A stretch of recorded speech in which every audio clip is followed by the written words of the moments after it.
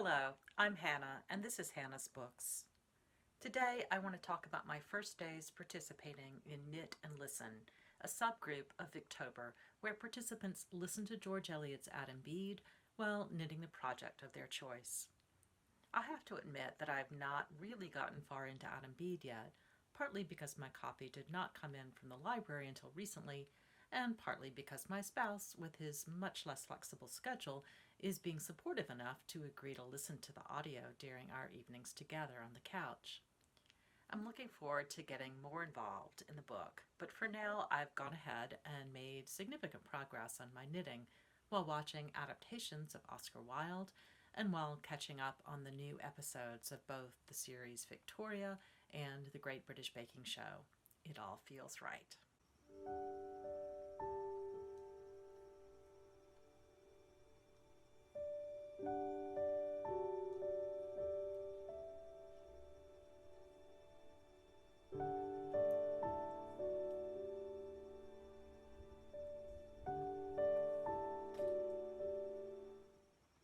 Today I'm going to talk briefly about my relationship with knitting and then get into the details of my project.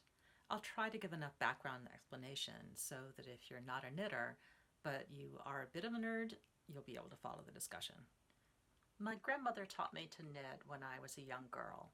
We lived along the coast of South Carolina, and I can remember sitting outside waiting for what seemed like hours for a table at the oyster roast while Granny knit inches on her sweater and talked me through my first hat. My grandmother was a strong woman, fiercely independent, and an active member of her community, widowed twice by the time she was my age. Her younger sister was a bit more bohemian, had a house full of not only yarn but also animals, including terrariums full of tarantulas throughout her house. Unlike my grandmother, she was a wizard with a crochet hook. The sisters were a wonderful pair. Side story. My great aunt taught me the very basics of crochet when I was called into jury duty back right after 9/11, when knitting needles were not allowed through security into county buildings. Although the website didn't say so, the security officers wouldn't let me enter with the crochet hook she gave me either. They did, however, let me take in my super short bamboo double-pointed needles, a set of 5 tiny sticks used for knitting objects in the round, such as socks.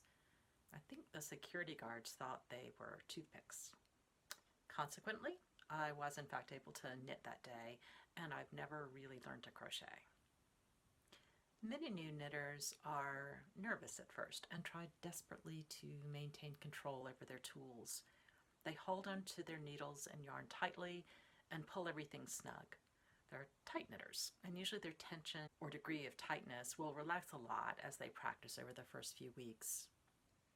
Other new knitters start out with very loose gauge, sometimes because they know that it's easier both to see the individual stitches and to physically make each stitch if there's quite a bit of room between the yarn and the needle.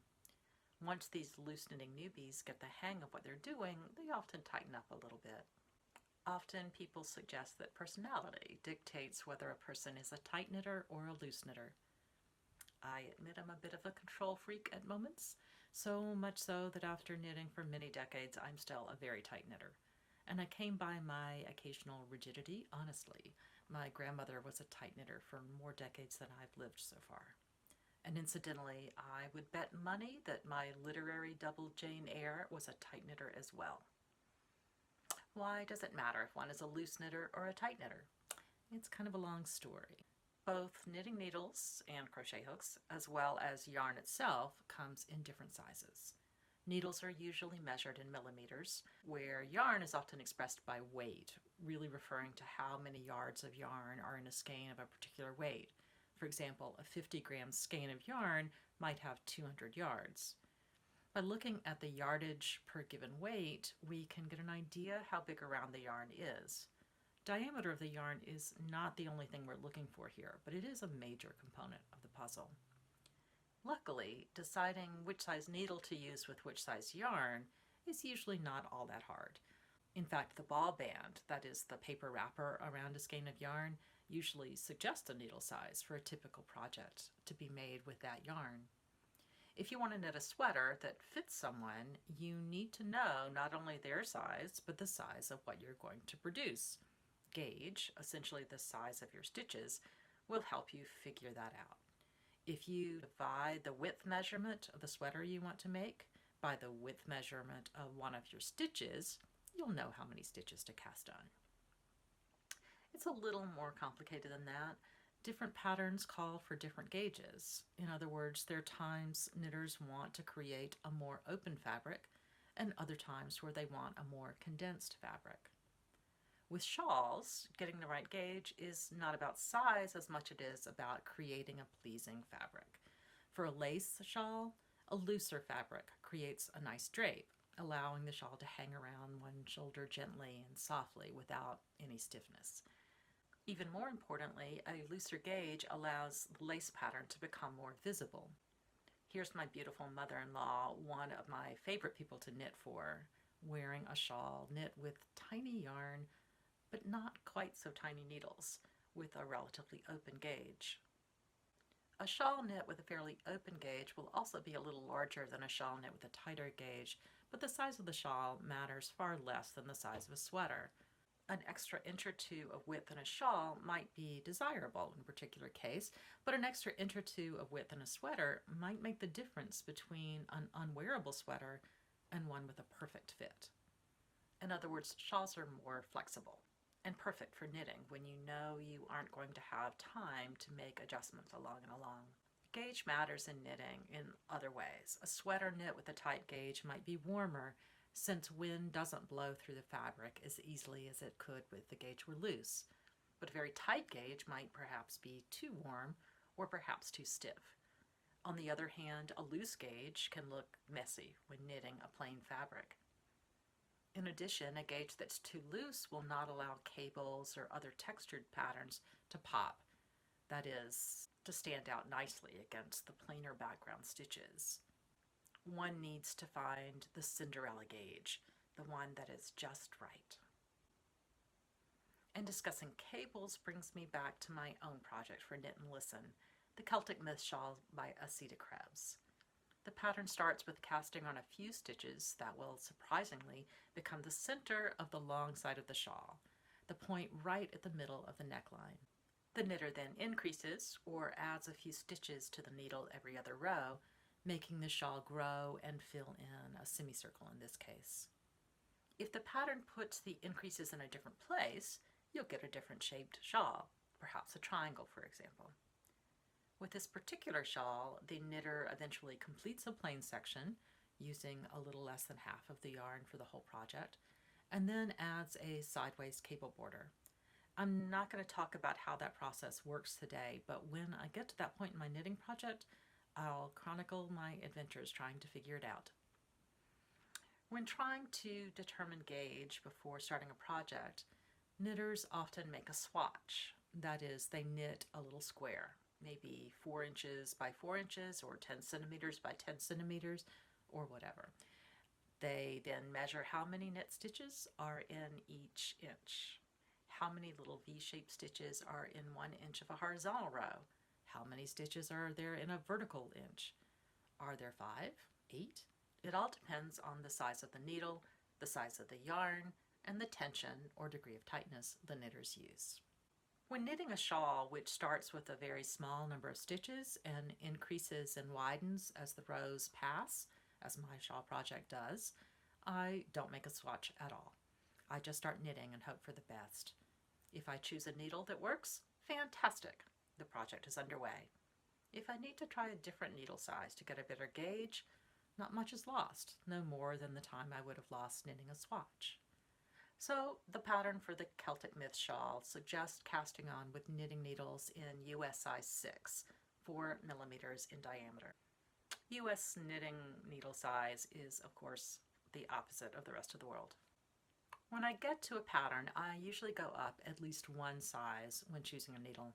I always assume I'm going to need to use a larger needle to make up for my tight knitting and to get anywhere near the gauge a designer calls for.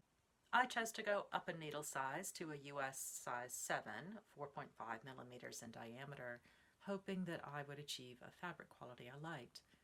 I knit for a little while on my size 7 needles until I had knit enough to see what I was producing. And I decided that the gauge was too loose for this particular pattern with its cables, which need a fairly tight fabric to really show themselves off against. I'm using a yarn on the small side of what is recommended, so trying a needle on the larger side of what's recommended was just a bit too much of a gap, even for this tight knitter. So I frogged what I had knit. In knitting lingo, to frog is to remove the needles and pull the yarn, causing all the stitches to disappear very quickly. Why use the term to frog? Because we rip it. Knitters were clever people. I stepped down to size 6 needles and am much happier with the fabric I'm producing. The particular brand of needles I'm using now have sharper points on the end than did the size 7 needles I was using. The sharper point should be useful when I get to the cables, where stitches need to be manipulated a bit. However, I really loved knitting long swaths of stockinette, that is plain knitting, with the brand I was using before, the slippery metal Addy Turbos, which make the process fly by very quickly. Did any of you knitters out there listen to Brenda Dane's early podcast called Cast On by any chance? Every time she talked about Addy Turbos, she used more or less that sound effect. As the first week of October has come and gone, my husband and I have spent several nights on the couch, each knitting our own projects. Yes, my husband is an excellent knitter. While it's sometimes a little hard to share my stash of special yarns and favorite knitting needles with him, I love that he understands my obsession with all things fiber. David didn't knit when we first met or during our early years together. When our son was 4 or 5 years old, the two of us sanded a couple of dowels into the shape of knitting needles and then glued acorn caps on the top to be his own knitting needles.